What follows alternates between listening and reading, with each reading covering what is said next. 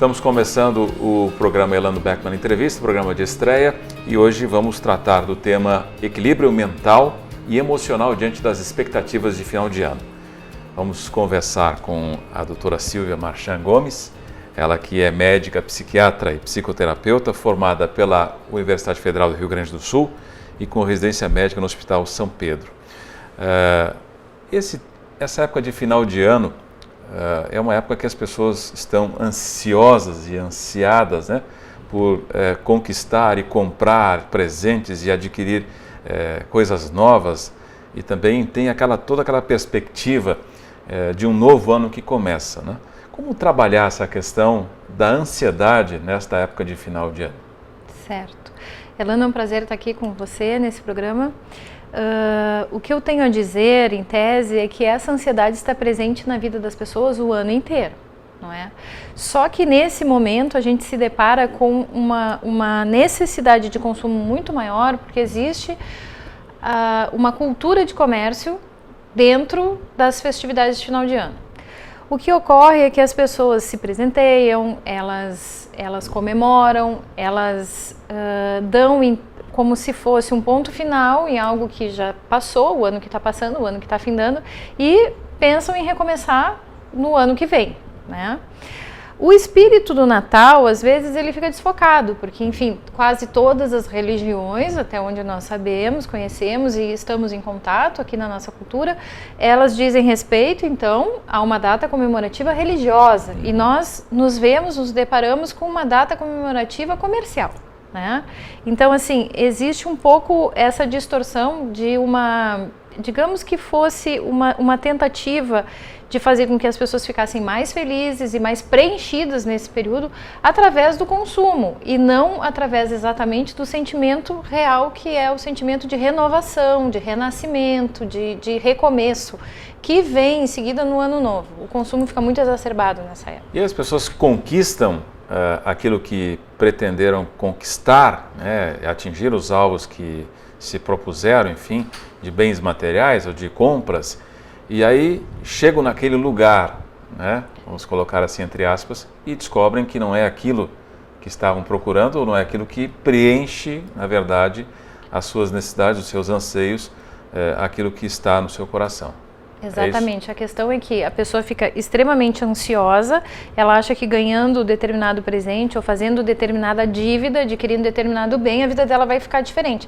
E quando, na verdade, passam-se alguns dias, horas, meses daquele período e a pessoa se depara com algo que não preencheu a vida dela, né? Que o material não está preenchendo tanto quanto seria, assim, uma preparação interna para poder enfrentar os problemas, para poder ver que a vida, ela traz dificuldades, né? Essas propagandas, por exemplo, de final de ano, elas são todas muito lindas, elas são maravilhosas, porém a gente sabe que a gente levanta todo dia cedo para trabalhar, a gente busca o provento em casa para poder sustentar ensino dos filhos, as necessidades mínimas básicas que toda família tem, o conforto, e gera muita ansiedade ter que comprar, ter que ser exatamente como as propagandas mostram. As famílias às vezes estão em crise, elas têm problemas, elas têm o desemprego, ou os casais podem estar, né, numa crise afetiva, os filhos podem estar enfrentando agora também uma época de vestibulares, né? A gente não pode esquecer isso. Às vezes os filhos não estão realizados, estão vendo que no ano que vem vão ter que estudar tudo de novo. Então gera, claro, ao mesmo tempo que a gente está vendo uma indústria ali propagando eu diria que é uma felicidade assim falsa, porque a vida da gente continua sendo igual, no dia seguinte todo mundo acorda e a vida é igual, então a gente tem que estar preparado para lidar com as questões da vida. Essa questão das propagandas, especialmente da televisão, as mensagens nesse sentido são subliminares, você acha, ou já estão mais do que explícitas, ou as pessoas não se dão conta da mensagem passada? As pessoas compram aquilo como se comprar é o ato mesmo de ir na loja comprar o brinquedo, comprar o artefato, comprar aquela situação ali de cozinha, né, para ajudar a mãe a cozinhar melhor e tal, como se aquilo fosse fazer com que aquela família ficasse sentada ao redor da mesa, todo mundo feliz e tal. Muito bom, muito bem que tenhamos isso, que a gente fique procurando por isso, que a gente, né, procure se tratar, procure ir a um psicólogo, procure ter uma orientação espiritual, que seja, né, dentro da sua religião. Porém, as pessoas acham que aquilo é o modelo, sendo que a vida real não é exatamente aquilo. Um dia ele é preenchido por momentos bons, por momentos tensos, por momentos super bons, por outros de muita preocupação. As preocupações ocorrem quando a gente menos espera.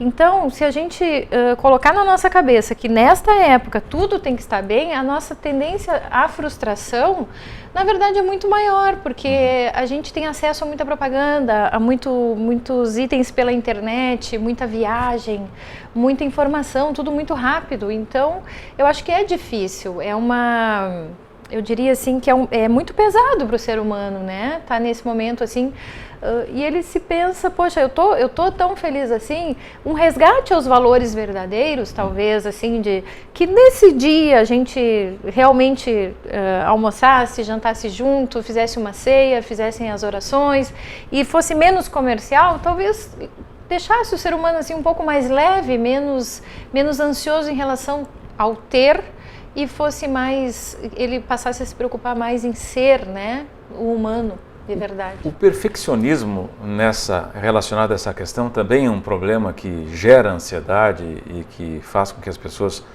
aumentem o seu nível de frustração? Sim, porque quando a gente vê essas propagandas, quando a gente vê as cenas de novela, quando a gente vê as cenas de filme, tudo é muito lindo, tudo é muito organizado, tudo dá certo, né?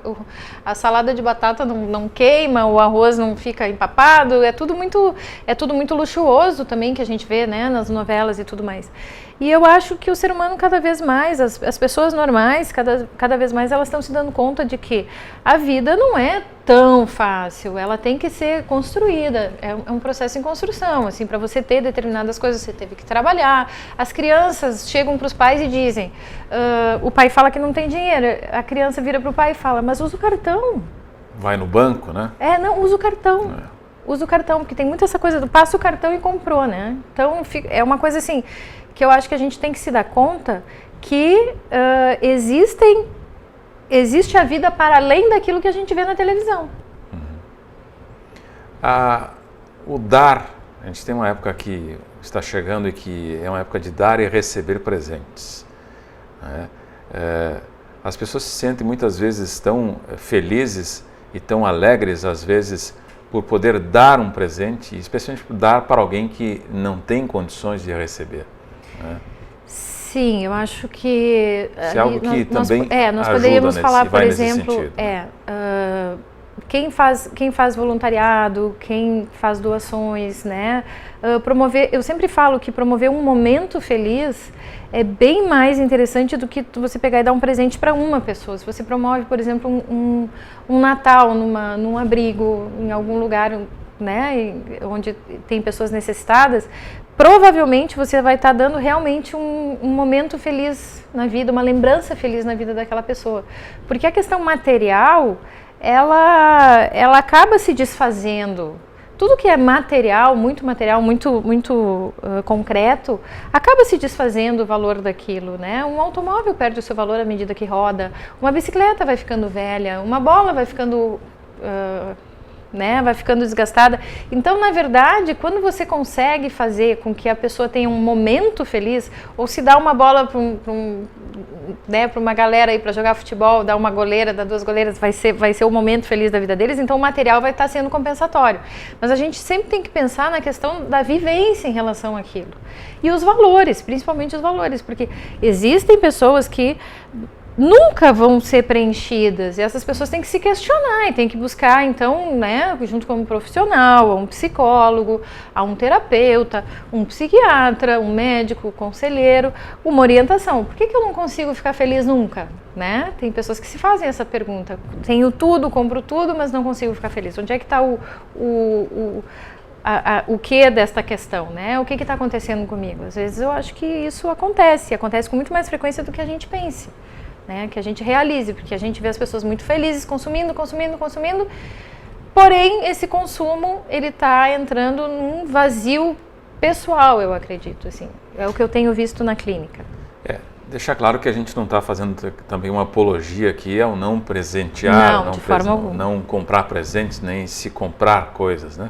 Mas o excesso de consumo, né? É o depositar todas as expectativas e alegrias e esperanças nas coisas materiais. Em algo que seja material, né? O que é interessante, por exemplo, nessa época, são as festas de grupos, onde eles fazem um amigo secreto, né? Estipulam um determinado valor, e aí as pessoas se presenteiam ou fazem brincadeiras. É extremamente saudável.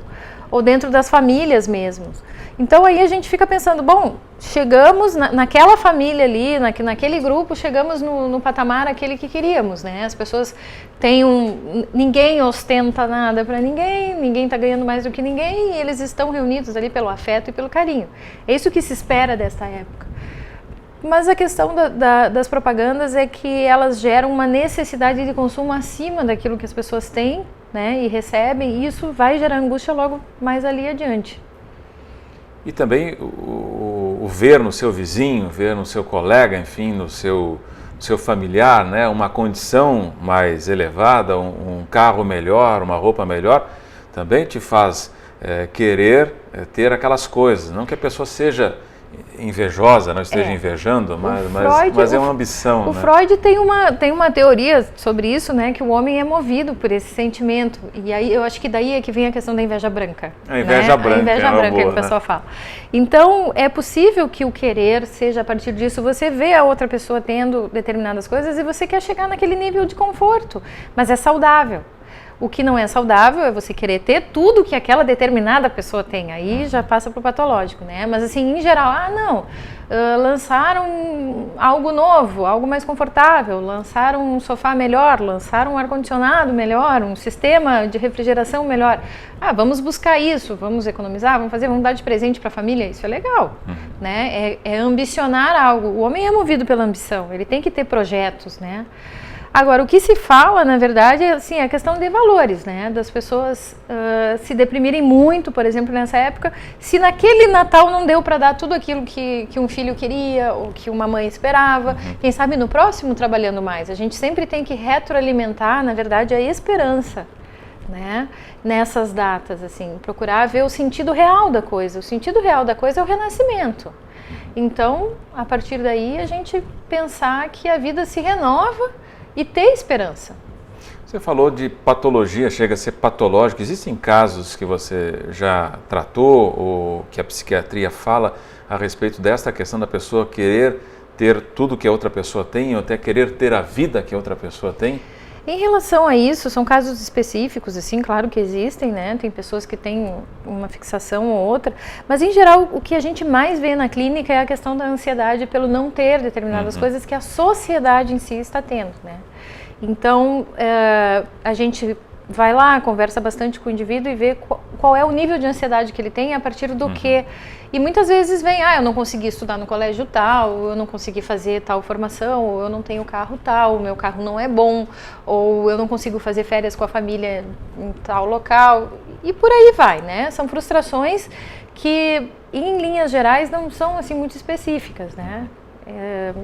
Não teria assim como te dizer, mas o que eu vejo mais é a questão da ansiedade em geral, e aí pelo consumo. Entra aquela questão da influência do grupo, né? Aí você fala da sociedade, que é um grupo maior, enfim, mas o grupo em que a pessoa se relaciona, né? Mas sempre o grupo influenciando o indivíduo, muitas vezes, no seu comportamento, nas suas ambições, naquilo que ele busca como alvo na sua vida, né? A saúde no ser humano significa assim, com aquilo que ele tem dentro de si, ele conseguir dar conta das suas necessidades, né? Então assim, se ele se frustra, como que ele vai reagir àquela frustração? Ele vai agredir as pessoas que estão em volta dele ou ele vai sentar e vai trabalhar mais para tentar conseguir no ano que vem aquilo que ele queria, né? Ele vai repensar aquele objetivo, ele vai ver se aquilo é realmente muito necessário, se vai fazer diferença na vida dele. Então, a pessoa saudável faz isso, ela sente vontade de ter o que o outro tem, ela se sente chamada a atenção para comprar determinado item, né? É natural que a pessoa seja assim. O que não é normal é, então, lançar mão de algum subterfúgio negativo para se chegar, né, a ter as determinadas coisas que se quer. Por exemplo, se questiona muito a questão da marginalidade hoje em dia nos jovens, né? Porque que tem muita gente muito jovem envolvida em roubos, envolvido em furtos, envolvido em escândalos aí, né? Que a gente tem visto na televisão. Então, uma das teorias é que não há o ensejo para uma carreira. As pessoas não veem futuro. E quando elas não veem futuro, elas acabam caindo em erro, né? Então, acho que isso é muito importante da gente pensar como pai, como terapeuta, como médico, como pessoa influente que tem amigos e tal, que a gente sempre tenha uma palavra legal, que a gente sempre vá, né, abrindo caminhos e pensando no como que a gente pode ajudar e como que a gente pode alavancar a vida das pessoas. Bom, por outro lado também, essa questão de você se presentear. Né? Nós nos merecemos, ou merecemos nos presentear também, não é? Pra com gente certeza. Sentir as pessoas escolhem, aquele né? sentimento de prazer, de alegria, de satisfação, né? As pessoas escolhem e elas colocam assim, esse ano eu vou me dar uma viagem para tal lugar. Mas isso faz bem, né? Isso faz muito bem, principalmente quando tiver uma construção em cima disso. Tiver algo assim, por que eu estou fazendo? Porque eu sempre quis fazer isso. É modinha? Eu estou indo porque é moderno? Não, eu estou indo porque aquele lugar sempre me chamou a atenção. Ver aquelas pessoas sempre, né? E aí você pega, contabiliza lá, trabalha, estuda, faz um concurso, às vezes ganhar uma bolsa para ir fazer um curso no exterior, por exemplo, né? A gente vê muita juventude fazendo isso. Então é a realização de um sonho. E para o profissional autônomo, para o profissional que trabalha, para a pessoa que tem família e tudo mais, poder propiciar para a sua família um encontro em algum local especial é muito legal, isso sim preenche. Né? Porque teve toda uma construção, aquilo que a gente falava antes, né? Ter sido construído. O que vier vazio na vida de alguém, sem sentido, ou que o sentido seja não a sua própria vida, a sua própria realização, e sim algo que está focado no outro, aí se torna vazio. Nós, no programa Elano Beckmann Entrevista, estamos conversando com a doutora Silvia Marchand Gomes, psiquiatra e psicoterapeuta. O tema da nossa conversa nesse programa de estreia é o equilíbrio mental e emocional diante das expectativas de final de ano. E eu acho que como um grande guarda-chuva aí é a questão da ansiedade, né? E aí a ansiedade ela está presente também em outras épocas do ano, ou então diria durante todo o ano, ao longo do ano, ao longo de nossas atividades, sejam elas estudantis, ou de trabalho ou na família, né?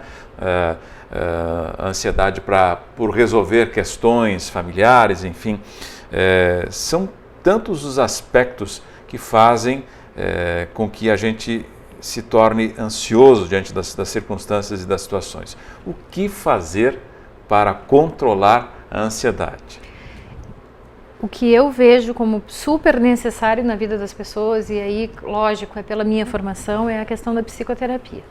Eu acho que toda pessoa que sentir que não está dominando o seu sentimento, que está sentindo no corpo, né, no soma que a gente chama, né, está tendo sintomas somáticos, como dor de cabeça, mal-estar, suando muito, tendo crises de pânico, de ansiedade em alguns momentos especiais da sua vida. Às vezes está no supermercado, tem que sair correndo porque não está se sentindo bem naquele local. Procura o primeiro médico. O médico diz, olha, não tem nada, não está acontecendo nada, você não tem nada do coração, né?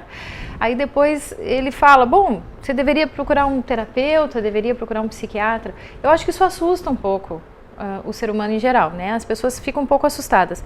Mas, se a gente tirar um pouco essa mística de que tudo é muito grave e de que tudo vai precisar de remédio, a gente pode chegar num médico que entenda sobre o assunto, ou assim, também procurar um psicólogo que entenda muito bem do assunto e conversar, fazer sua psicoterapia, organizar suas ideias, que eu acho que é o trabalho mais terapêutico que mais funciona, né? Em primeira mão, é a psicoterapia. Se o psicólogo achar que ainda assim, ainda há um resquício de uma ansiedade que a pessoa não consegue controlar com aquele método só psicoterápico, aí encaminha para o médico e o médico poderá vir a medicá-lo ou não. Às vezes a pessoa vem direto para o psiquiatra, né? E não é raro as pessoas dizerem assim pra gente, mas você não vai me dar um remedinho? E lógico, você tem que explicar, olha, vamos ver direitinho essas questões aqui, vamos ver se você não tem uma alteração hormonal, vamos observar um pouquinho mais, que você se observe um pouco mais ao longo dos dias, qualquer coisa você me telefona, aí a gente dá remédio, né? Então, assim, ter essa parcimônia, porque senão as pessoas vão achar que vão chegar no psiquiatra ou no psicólogo, o psicólogo já vai mandar para o psiquiatra, e o psiquiatra já vai encher de remédio, que não é uma verdade, né, Elano? É cultural isso, essa questão de buscar sempre o respaldo, o apoio, a solução no medicamento, na medicação? As pessoas têm uma tendência a achar que existe remédio para tudo, quando na verdade o remédio pode ser muito eficaz, mas tem que ser usado com parcimônia. O remédio, ele deve ser usado na dose certa, no tempo certo, numa quantidade correta, com os sintomas que ele vai conseguir resolver, eles têm que ser compatíveis ali com uma qualidade de vida boa. Hoje em dia, a indústria farmacêutica tem descoberto aí muitas medicações que têm efeitos negativos muito menores, né? A gente tem uma gama de escolhas muito grande, assim. Porém, nem tudo deve ser medicalizado, né? Nessa questão, assim, medicado, corrigindo, né? Medicado com medicamento. Muitas vezes a gente pode lançar mão, sim, de uma boa psicoterapia e, para a qualidade de vida do paciente, entrar com medicação.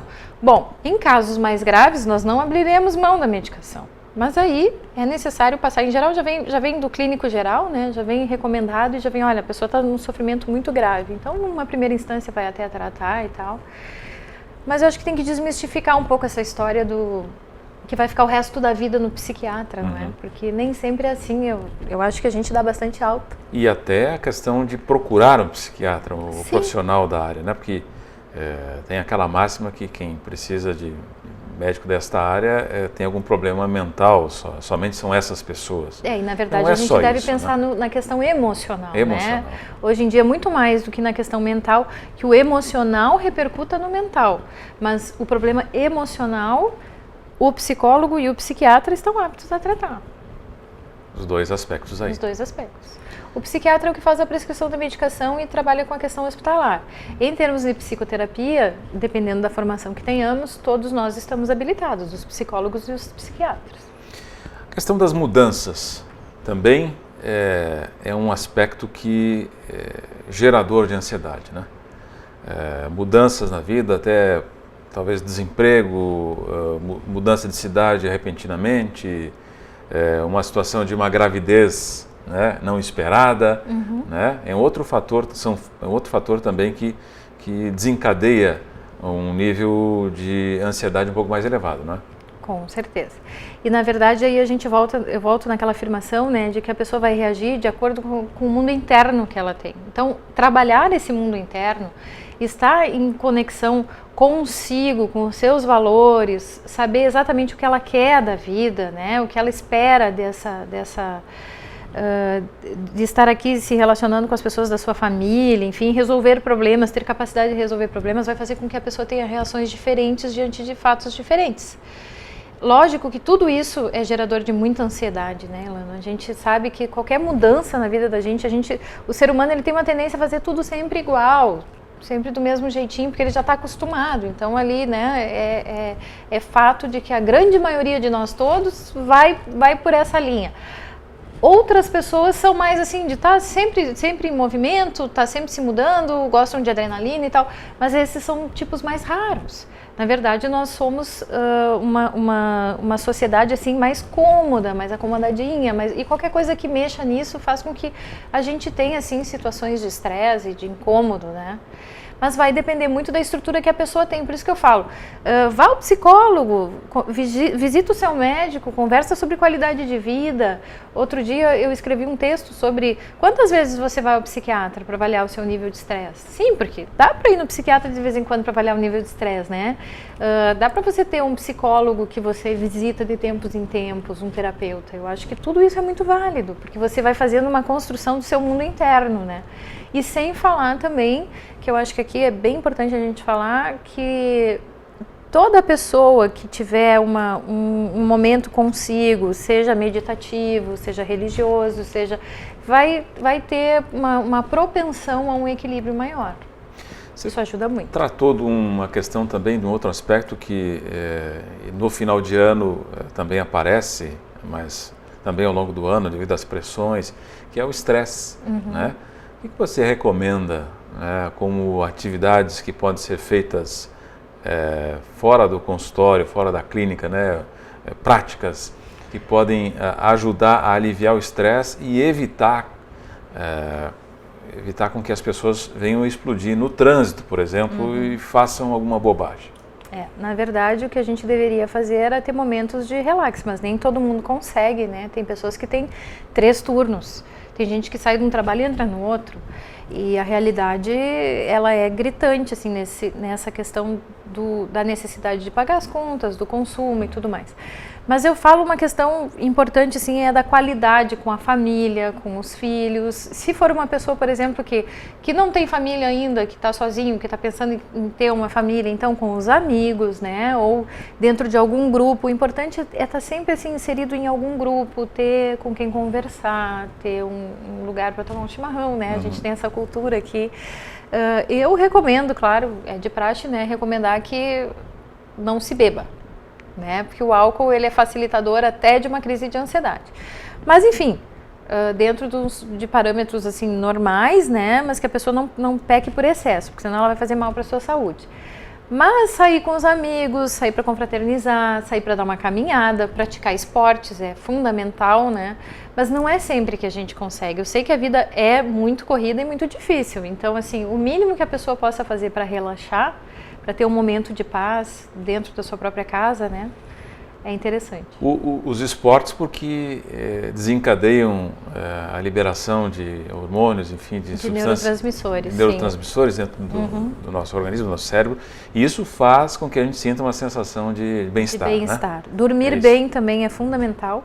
Né? Então, alguém que tenha problema com o sono, tem insônia, seja causado por estresse do trabalho ou pela qualquer questão, né, que tenha dificuldade, deve procurar um médico, deve se orientar, porque dormir bem faz até com que a pessoa emagreça com mais facilidade. Então, são coisas que a gente não imaginava, né, mas que a ciência tem comprovado, assim, se cresce mais, se fica mais inteligente dormindo bem, se tem mais capacidade no dia seguinte para trabalhar. Eu sempre falo para os meus pacientes, uma noite mal dormida é algo péssimo, né, para a saúde da gente é péssimo. Então, a primeira coisa é ajustar o sono. O sono é um dos regularizadores ali da nossa questão do estresse. Bom, um outro aspecto que você chama a atenção, e eu acho que é um fator muito importante, é a questão das amizades. E hoje, cada vez mais, é difícil de você ter amizades sinceras, verdadeiras, né? Bom, amigos verdadeiros mesmo são muito poucos, né? Às vezes é um só, né? Isso é um fator importante nesta construção, nessa questão relacionada à ansiedade, ao estresse, né, à felicidade. Justamente porque as pessoas, quando elas têm problemas de verdade, elas se sentem muito sozinhas, né? E a gente vive numa época de rede social. Então, todo mundo quase que sabe da vida de todo mundo, né? Então, é uma coisa interessante, assim, da gente ver que as pessoas reclamam que, poxa, eu tinha um monte de amigos, mas na hora que eu precisei mesmo, foram poucos que me estenderam a mão, né? A vida, ela não mudou muito nesse aspecto. Eu acho que sempre foi assim. Pelo que a gente vê pela literatura, pelo que a gente vê pela vivência, pelo que falam os nossos pais, falavam os avós, eu acho que nós temos uma gama de conhecidos. Mas amigos é como você fala mesmo, a amizade é algo que se constrói e isso demanda tempo. Nós estamos numa sociedade onde nós temos, o que se ouve cada vez mais é eu não tenho tempo, eu não tenho tempo, eu não tenho tempo. Porém, se a gente fizer um resgate dos valores mais necessários, né, se a gente for lá para o Pequeno Príncipe, né, quem cativa alguém é responsável por aquela pessoa, passa a ser responsável por aquela pessoa. Então, acho que é uma questão assim, de resgatar valores, de se fazer um trabalho familiar, de se fazer um trabalho social, de um resgate do que realmente importa nesta época. Né? Você precisa oferecer trocas, precisa provar, né, para você conquistar um amigo de verdade? Eu acho que essa troca e esse provar, na verdade, assim, ó, você precisa estar junto, né? A história do tamo junto, né? Você precisa dar provas, olha, sou teu amigo mesmo, né? Não, eu acho que a prova, ela acontece à medida que a amizade se desenrola, né? À medida que os acontecimentos ocorrem na vida das pessoas, a gente vai percebendo quem é que está do lado da gente e quem é que não está, né? Isso é uma vivência bem pessoal, mas eu acho que é por aí. Eu acho que a gente conhece muita gente, mas pode contar com alguns. Eu acho que essa realidade não mudou, isso dizia minha avó. Então, eu acho que isso não tem mudado, mesmo em época de redes sociais. Nós temos muitos conhecidos, nós podemos passar um produto, por exemplo, pela rede social, assim, com muita facilidade.